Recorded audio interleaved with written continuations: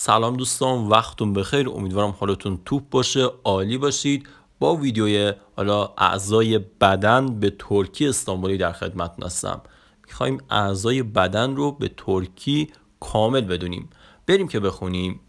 خب اگرم حالا سوالی داشتید در رابطه با اعضایی که یادمون رفته، حتما اینا رو زیر پستمون بنویسید که من بهتون بگم. خب به ترتیب بریم که بخونیم. حتمی قبلش لایک و سابسکرایب یادتون نره که ما به حمایت شما نیاز داریم. بریم که بخونیم. خب به ترتیب سات سات به معنی مو هستش. مو. باش باش به معنای سر. مورد بعدی کولاک کولاک به معنای گوش. مورد بعدی کاش به معنای ابرو. مورد بعدی göz به معنای چشم. مورد بعدی کیرپیک به معنای مژه. مژه. مورد بعدی برون یو بی نقطه به صورت او تلفظ میشه. برون، دماغ. مورد بعدی یاناک یعنی گونه. مورد بعدی دوداک یعنی لب.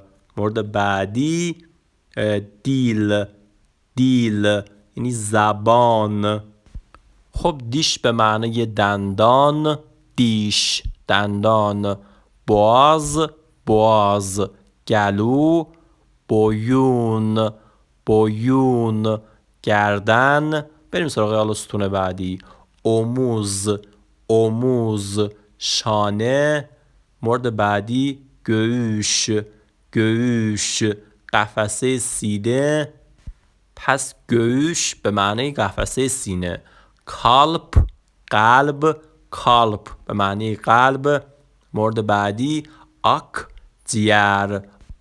خب مورد بعدی قلب akciğer به معنی شش. مورد بعدی میده به معنی معده. مورد بعدی کارن به معنی شکم. کل بازو.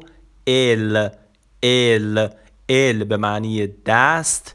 مورد بعدی آیاک به معنی پا. پارماک به معنی انگشت. مورد بعدی ترناک به معنی ناخن. مورد بعدی ببرک به معنی کلیه. خب اینم از این موارد. حتمی لایک و سابسکرایب یادتون نره که ما رو حمایت کنید. تا ویدیو بعدی.